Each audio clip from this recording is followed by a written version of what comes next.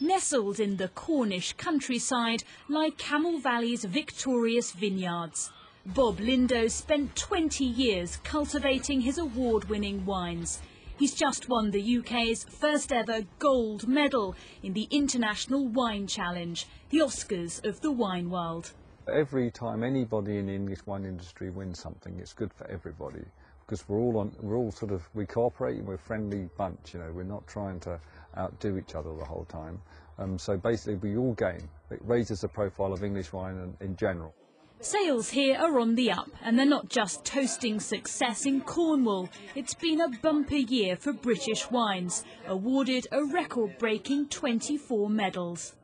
Competition judge and wine critic Tim Atkin feels it's no surprise our wines are going down well. The lovely thing about English wines, a bit like English apples, they've just got beautiful perfume to them, and they're quite subtle, and I think this wine was subtle, crisp, classically English, you know, those lovely hedgerow flavours that you get in English wines at their best.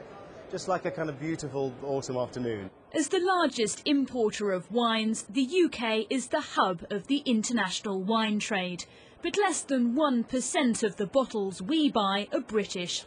Despite the rising success of English wines, the UK remains a very small player. At this international wine fair in London, there's not a drop to be seen.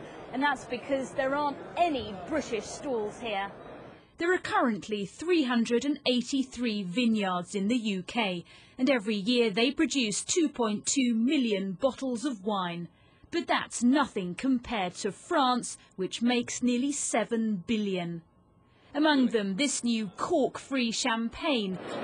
And even though British bubbly's got plenty of sparkle, French winemakers say it's no real threat. We're not worried. We're not worried, and champagne will always remain champagne.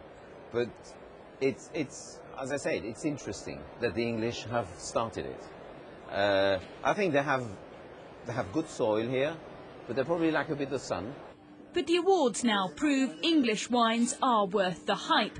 The growers here say they're happy to remain a niche market, and even happier to enjoy their taste of success. Laura Bundock, Sky News.